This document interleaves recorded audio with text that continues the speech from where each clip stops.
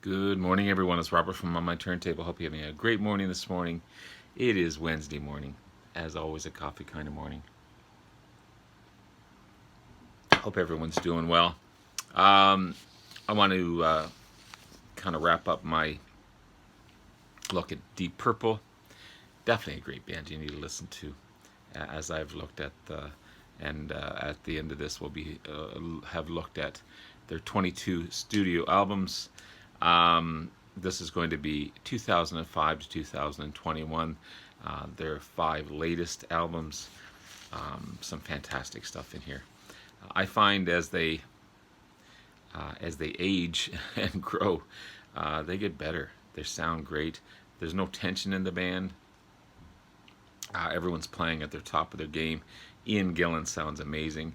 They've kind of he doesn't have that Child in Time vocals anymore, but he's got swagger in his voice. He's got just a remarkable singer.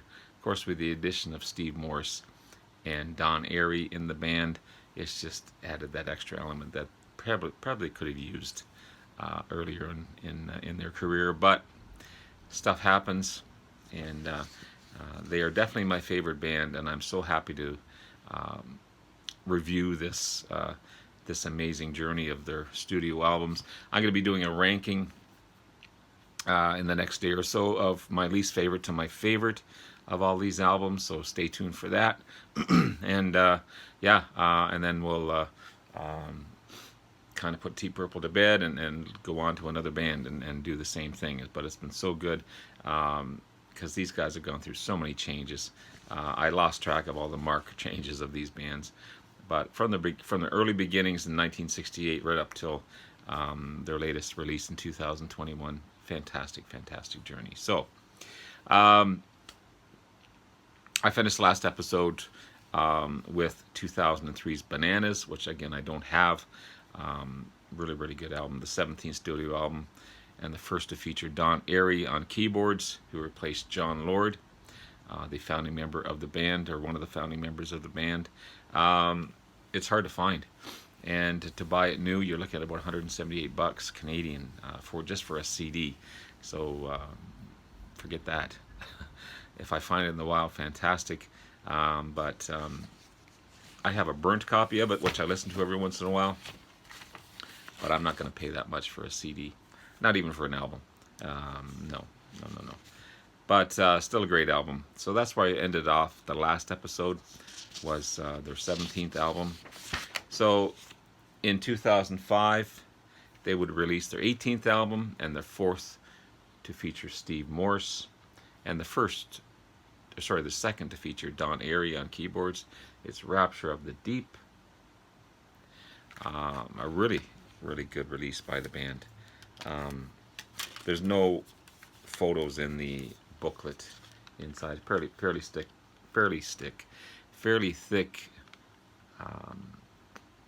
booklets with all kinds of lyrics in there, but there's no photos of the band. But you've got Money Talks, Girls Like That, Wrong Man, Rapture of the Deep, Clearly Quite Absurd, Don't Let Go, Back to Back, Kiss Tomorrow Goodbye, Junkyard Blues, and Before Time Began. Produced by Michael Bradford. And I find their later vocals have some humor in them, hidden humor. The writing style is so great. You've got really good tracks, like the haunting opening track of Money Talks. That's so good. And the Rock and Girls Like That. The title track, Rapture of the Deep, is really epic.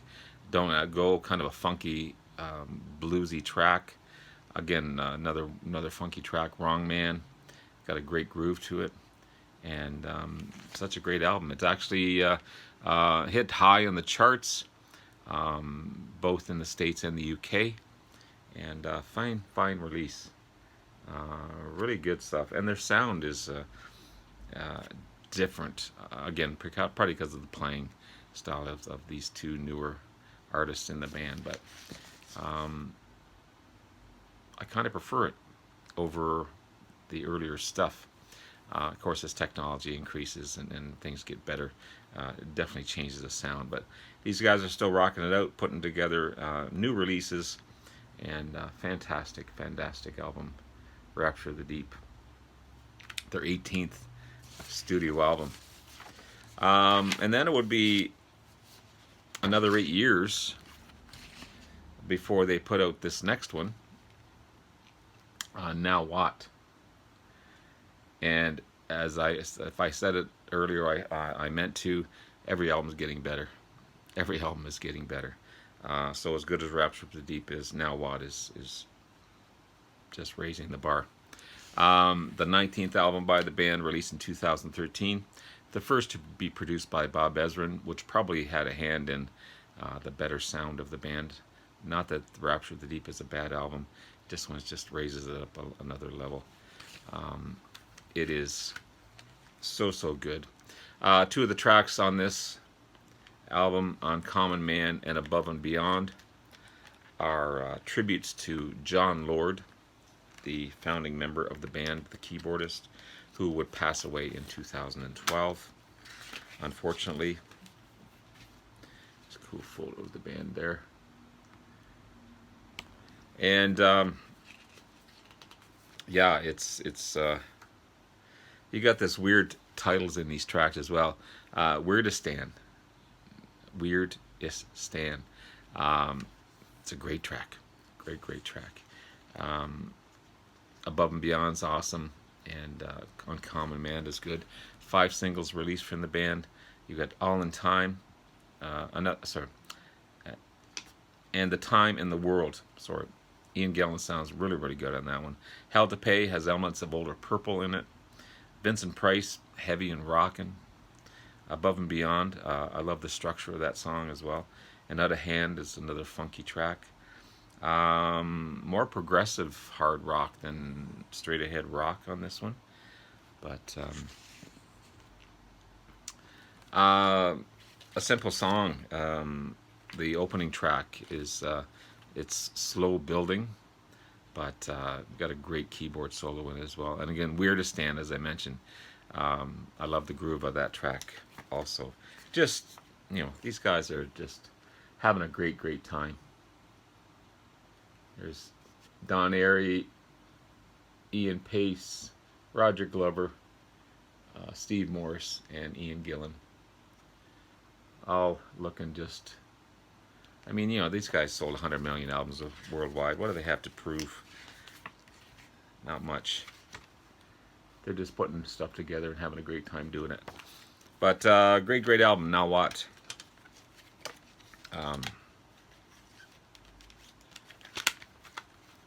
Their 19th studio album. So just when you think that was a great album, they put out Infinite. And this one blows your socks off. This would be their 20th studio album. I'm going to name it as definitely in their top 5 or 10 albums.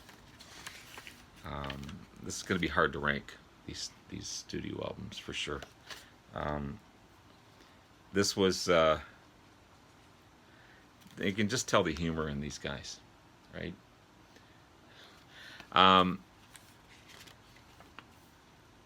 Every release sounds better than before, and this one could possibly be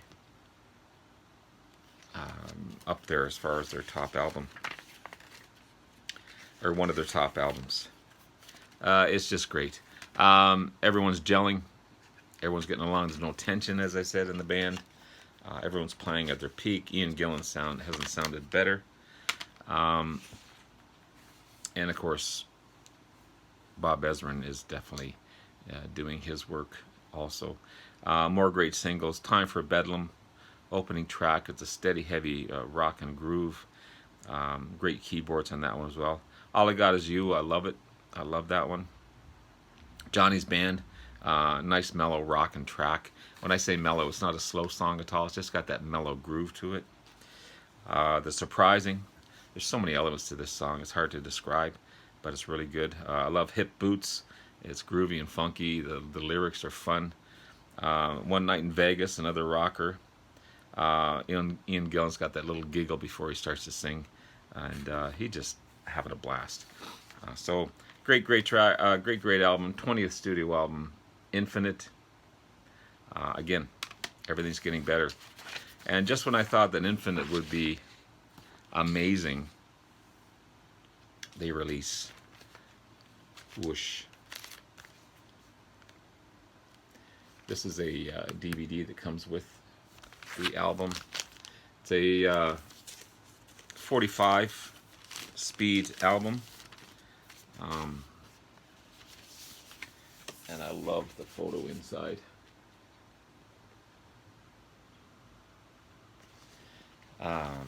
Yeah, this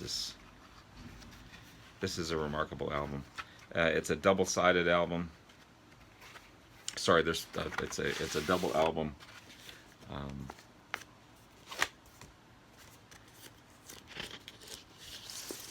Beautiful vinyl, and again, it's when you're thinking that Infinite would be would be the tops. This one comes in and kind of blows you away.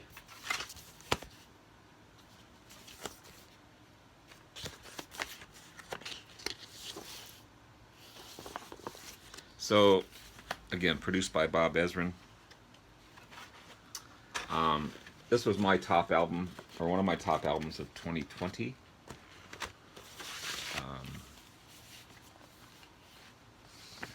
And the 21st studio album. And speculations were around thinking this may be their last album. The reason being is because on their very first album, on Shades of Deep Purple, they start off the album with an instrumental called And the Address. Well, this one here ends with And the Address. They do a great cover version of it. So again, that just brought speculations that this would be the end of Deep Purple. No one knew what the real story was, and we all hope that it didn't.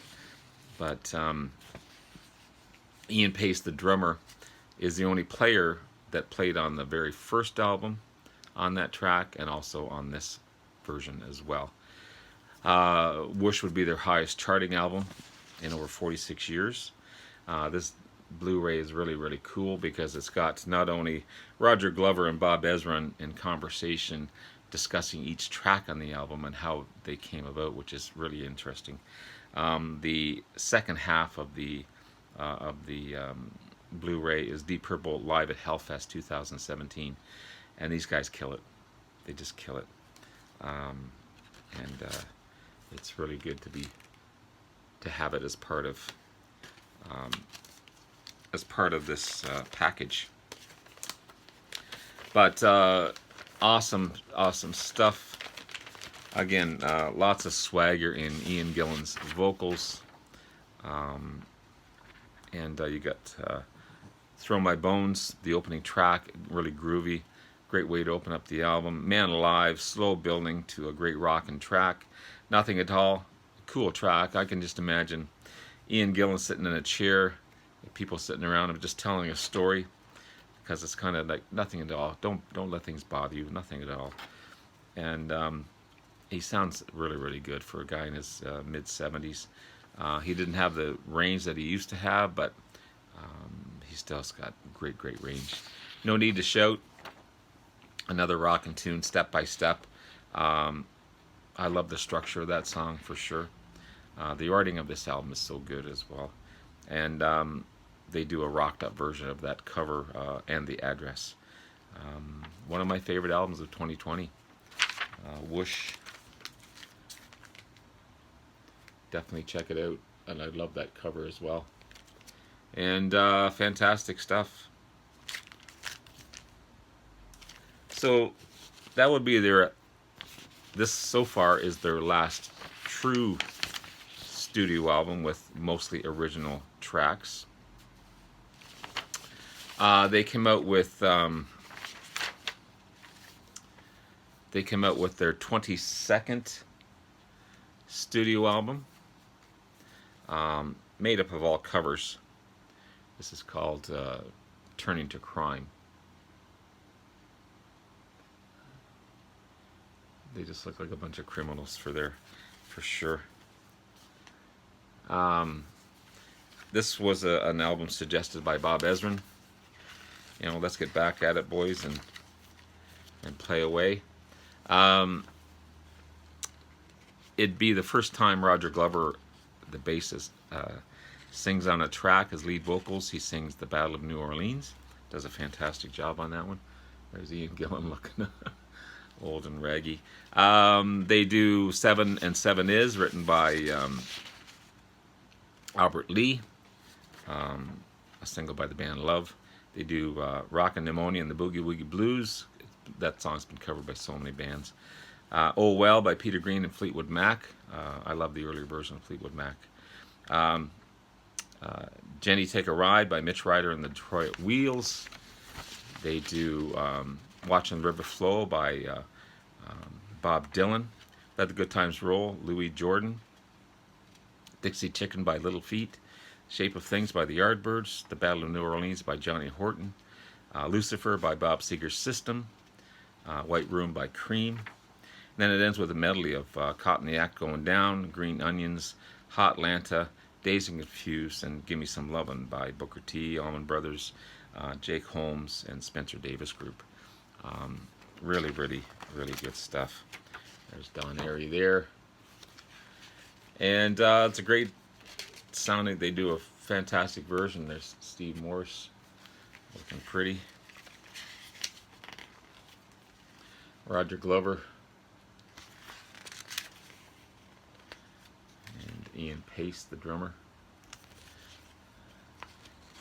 And of course, Ian Gillan.